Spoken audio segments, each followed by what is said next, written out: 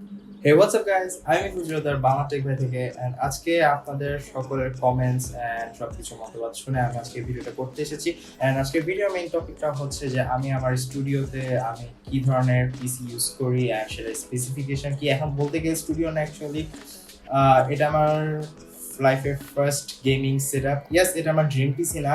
আমার ড্রিম পিসি ডিটেলস আর স্পেসিফিকেশন আমি এই যে ডিসক্রিপশন বক্সে দিয়ে দিব, আপনারা দেখে নেবেন। অ্যান্ড এটা অ্যাকচুয়ালি কোয়ারেন্টাইনের ভিতরে আমি বিল্ড করেছি, সো বাজেট অনেক কম ছিল। আমার বোনের একটা মনিটর ছিল পুরানো, তো সেই মনিটরটা আমি ইউজ করেছি এখানে। এই ক্ষেত্রে আমি আরো 10,000 টাকা কমাইতে পারছি। অ্যাকচুয়ালি আমি 50,000 টাকার ভিতরে বিল্ডটা করতে চেয়েছিলাম, অ্যান্ড হ্যাঁ অবশ্যই আমি 50,000-এর ভিতরে একটা ভালো পিসি বিল্ড করে ফেলতাম, বাট আমি আমার সব কম্পোনেন্টস গুলো স্টার্টেক থেকে নিতে চেয়েছিলাম। সো অ্যাজ এ স্পন্সরশিপ তারা আমাকে যেসব প্রাইস দিয়েছিল তার সেগুলো নিতে হয়েছিল, অ্যান্ড দ্যাটস ওয়াই আমার এখানে মনিটর অ্যাড করি নাই, অ্যান্ড বাজেটটা একটু কম ছিল। সো জিপিইউটা অবশ্যই একটু পটেটো করে ফেলছি আমি, অ্যান্ড হোপফুলি বেশি স্পয়লার দিব না আমি আপনাদেরকে এখানে। জাস্ট এক এক করে আমার প্রোডাক্টস গুলো শুরু করি। অ্যান্ড রিয়েলি স্যার, এখানে কোনো টাইমলেস বিল পাচ্ছেন না আপনারা, so stay tune and don't miss any point.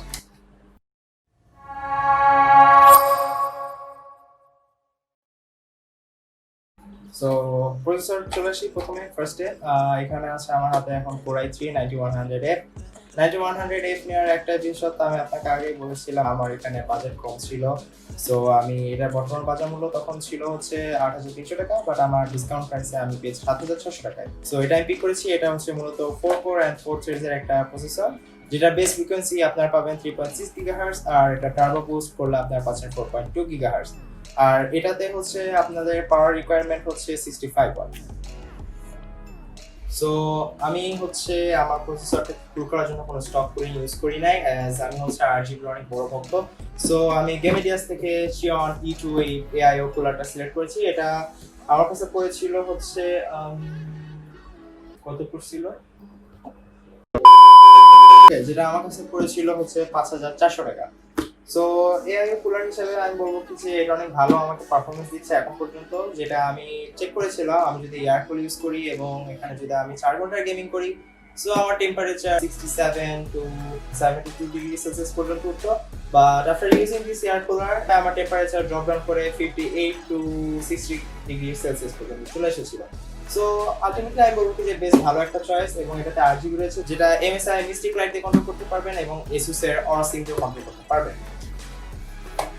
So এবার চলে আসা যাক আমরা এই সিপিইউ এবং সিপিইউ কুলারটাকে কোন মাদারবোর্ডের উপর বসিয়েছি, এন্ড সেই মাদারবোর্ডটা হচ্ছে Asus এর টাফ সিরিজের H310 মাদারবোর্ড।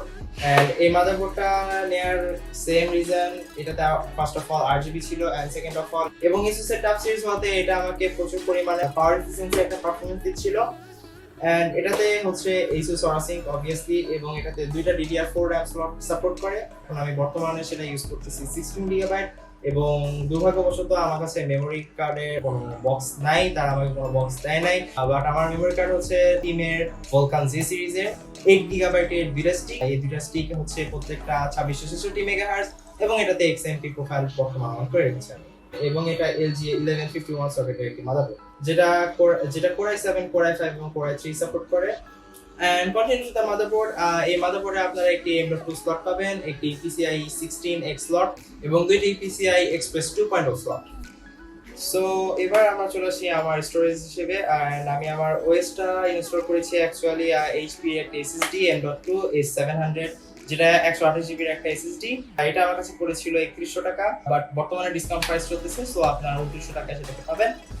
এন্ড এটা কোনো NVMe ড্রাইভ না, সো এটা হচ্ছে নরমালি সেটা 6 গিগাবাইট পার সেকেন্ডের একটা AM.2 স্টোরেজ। এন্ড নেক্সটলি চলে আসে আমাদের জিপিইউ তে। ফর দিস জিপিইউ আমি বলেছি আমার বাজেট বিল ছিল, খুবই টাইট একটা বাজেট ছিল। সো আমি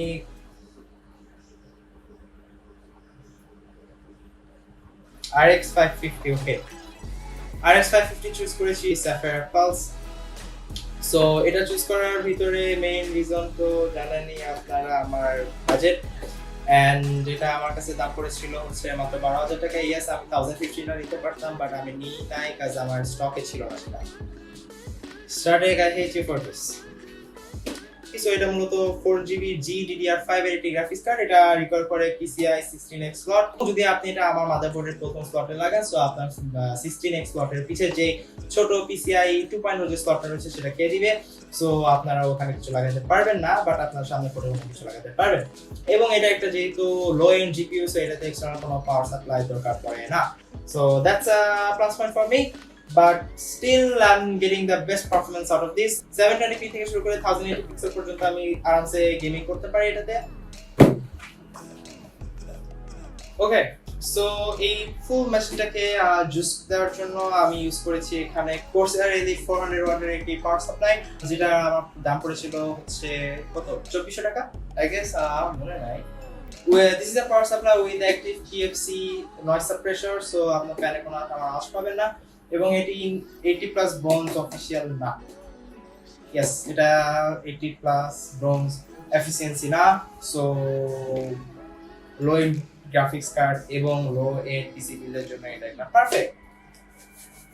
আই মিন লাইক কালারটা দেখেন, এটা অবভিয়াসলি পারফেক্ট হবে। Like white and black, obviously এটা পারফেক্ট হবে। কেমন হবে না কেন, এটা অবশ্যই চোখে লাগলে তো মানুষ নিতে চাইবে, হ্যাঁ আমি এটাই নিবি। So this is the power supply, and let's see how this PC works. And lastly আমি যেটা দেখাবো আপনাদেরকে সেটা হচ্ছে আমার কিবোর্ড এন্ড মাউস এন্ড আমার casing. Okay, so keyboard and mouse আমি এখানে হচ্ছে কম্বো প্যাক ইউজ করেছি, সেটা হচ্ছে গ্যামেডিয়াসের Ares M1 কিবোর্ড এবং Zeus E2 মাউস। সো এই দুটার কম্বো প্যাক আমার কাছে নিয়েছিল 2300 টাকায়, এবং বর্তমানে মনে হয় এটার প্রাইস 2100 সামথিং হবে। ডিসকাউন্ট প্রাইস চলতেছে অ্যাকচুয়ালি। কিবোর্ডটা মেকানিক্যাল না, কিবোর্ডটাতে নিয়ন লাইট ফিচার রয়েছে, 8GB কন্ট্রোলেবল না, নিয়ন লাইট বলেইছি। এবং এটার যে মাউসটা রয়েছে সেই মাউসটা হচ্ছে আপনাদের ব্রিথিং সিস্টেমের 8GB দেওয়া রয়েছে, সো এটা আপনার মুভমেন্ট অনুযায়ী আপনাকে লাইটিং ইফেক্টটা দিয়ে দিবে। অলরাইট, সো কেসিং এর জন্য আমরা এখানে ইউজ করেছি ম্যাক্স স্ক্রিনের একটা কেসিং, যেটা টেম্পারড গ্লাস রয়েছে সাইডে, এবং এটা ARGB লাইট কন্ট্রোল রয়েছে, এবং এটার মডেল নাম্বার হচ্ছে A361। সো এটার শুধুমাত্র সাইডে আপনারা হচ্ছে একটি গ্লাস প্যানেল পাবেন টেম্পারড, এবং সামনে অল্প একটু অংশ নিয়ে রয়েছে মেশ প্যানেল, যেটা প্লাস্টিক বিল্ড, এবং সামনের ডিজাইনটা অনেকটা হচ্ছে স্কোয়ার শেপের, বাট সেটা হচ্ছে ভার্টিক্যালি ডিজাইন করা, এবং সামনের দিকে একটি জিগজ্যাগ ডিজাইনের RGB স্ট্রিপ দেখতে পারবেন আপনারা। And let's talk not too much, এবং বিলটা শুরু করে দিই। আই মিন লাইক বিলটা অবভিয়াসলি শুরু করা হয়ে গেছে এন্ড এটা শেষও। I'm really sorry about that. Video ফার্স্টে বলে দিয়েছিলাম, আমি পাগল হয়ে গেছিলাম অ্যাকচুয়ালি ভিডিও করতে করতে। And let's see the last product.